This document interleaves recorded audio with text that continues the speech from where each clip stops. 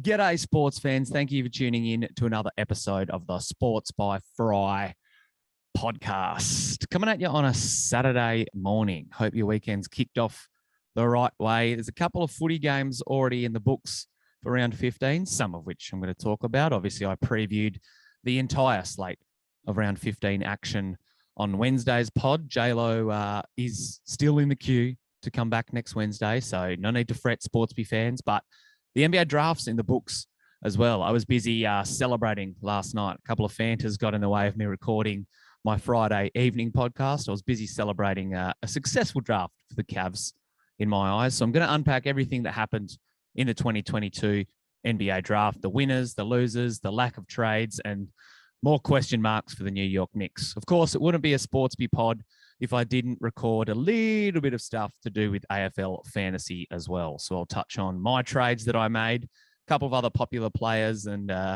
those people that can rejoice that Luke Jackson is able to fantasy football without Max gone on the side. So once again, rip a podcast in line. Let's do it. Item number 1 on the agenda. I want to unpack Cleveland's draft. For those that don't know, I am a Cleveland Cavaliers fan, a team that is on the rise. So I was a little bit precarious rolling into the draft. I didn't want to see them try and do something stupid, flick a couple of players around. If they were going to trade out of the pick, I wanted a 3-and-D type player. And instead, they kept the pick and they did something very un-Cleveland. They drafted the guy that I wanted them to. They drafted Ochai Agbaji out of Kansas. He won most outstanding player honors in the most recent NCAA tournament.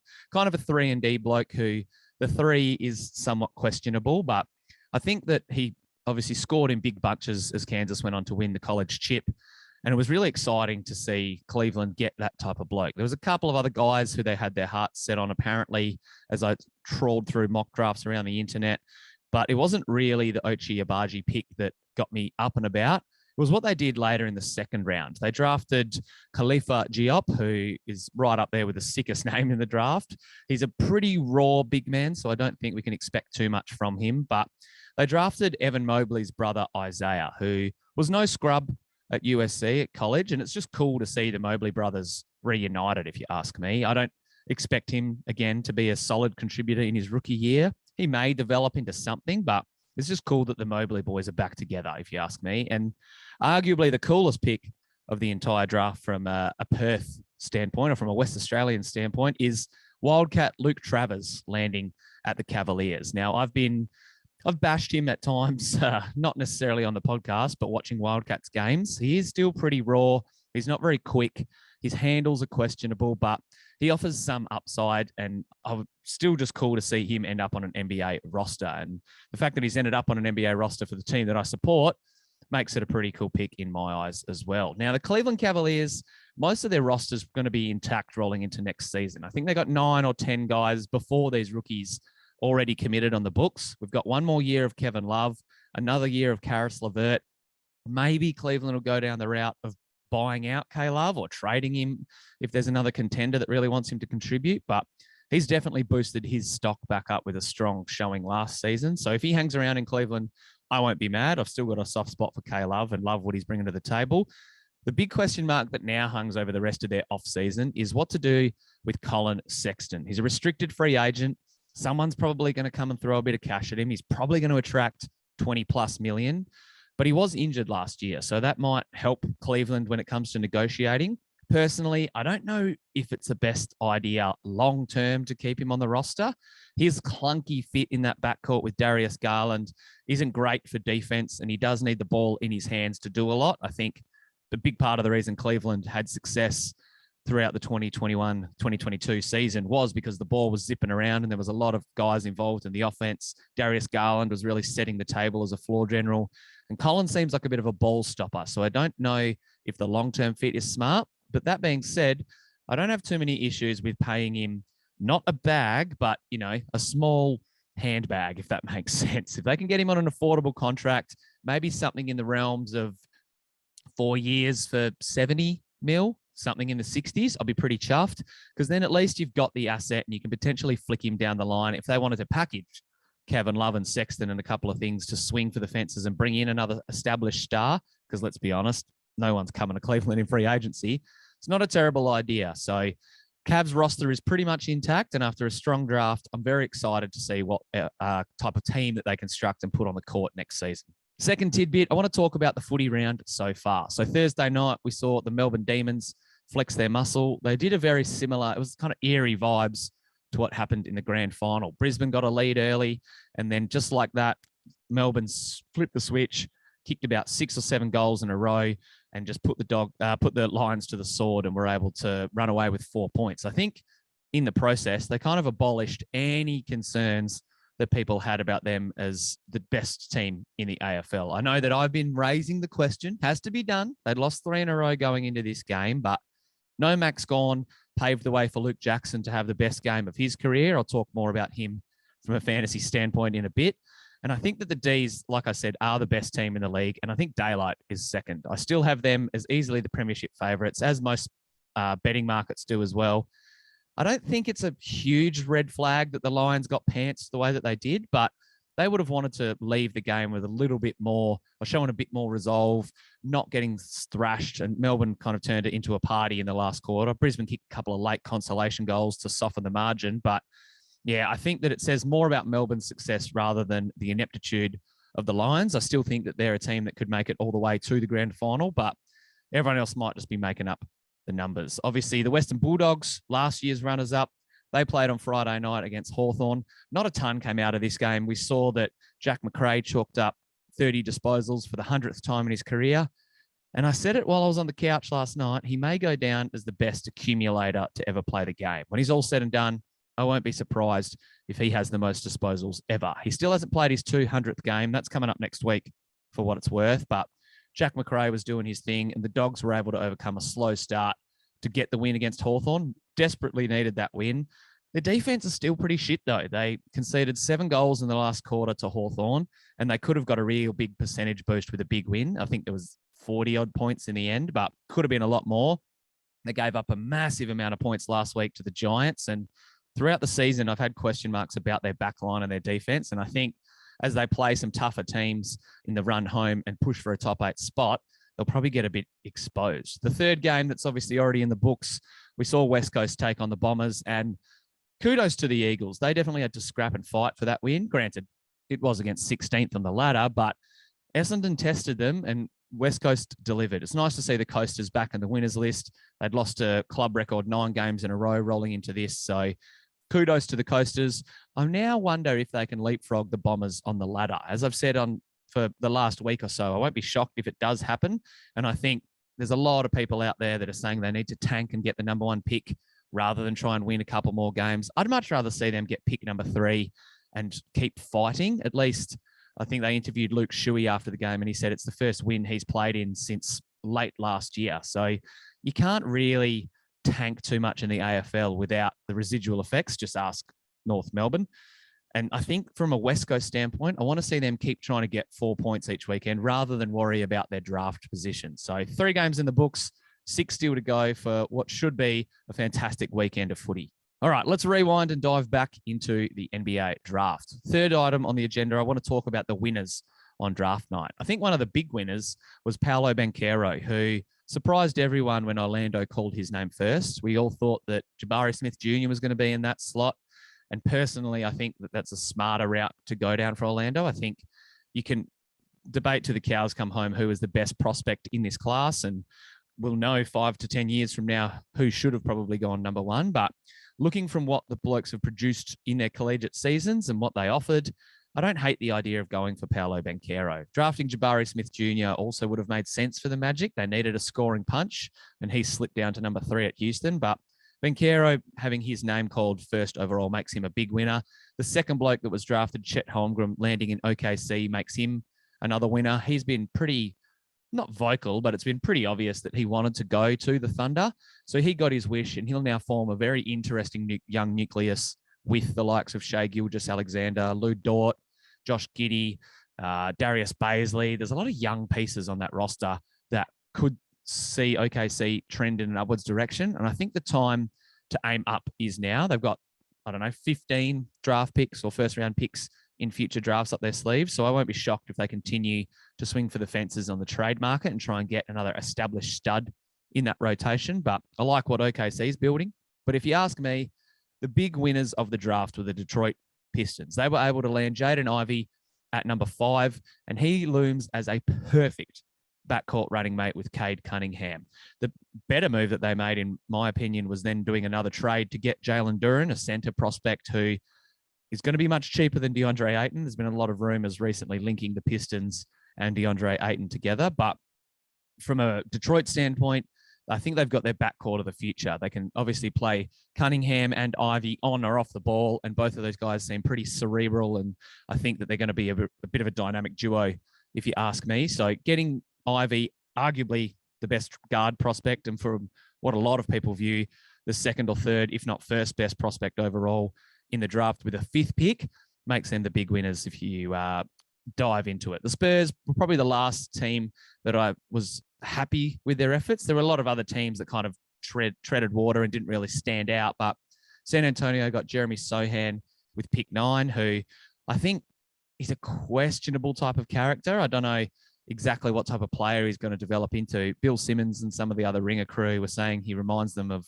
or could develop into, Sean Marion 2.0, which I don't hate the comp, but I think that he's a very smart player, and landing in San Antonio should see him develop the right way and become a decent contributor on a winning basketball team. And then they rounded things out by drafting a couple of other shooting guards, Malachi Branham, I think it's Branham, with the 20th pick from Ohio State.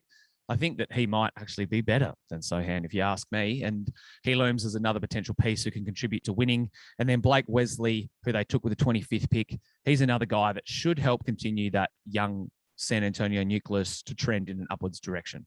All right, item number 4, let's talk about the teams and the franchises that copped an L on draft night, starting with the Sacramento Kings. Stop me if you've heard this before, but obviously Jaden Ivey was a real coveted player, and most mock drafts had Sacramento taking him at 4th overall. For what it's worth, I don't hate the guy that they drafted at number 4, Keegan Murray. He's a scoring forward. He is a 6'8" guy who kind of plays a bit of power forward. They've got Sabonis now in that front court, and they've obviously kept De'Aaron Fox. So that group could kind of develop into something. They should be in the play-in game mix, but they probably could have traded out of the spot and got Keegan Murray at a later pick. They obviously, Detroit were fielding calls once they drafted Ivy with number 5. So if Sacramento was smart, they probably could have flipped the 4th pick, gained some extra assets, maybe even for Indiana or San Antonio, New Orleans. There would have been a team in the top 10 that would have wanted to move up to number 4, and they probably could have fished another first-round pick or another player out of them.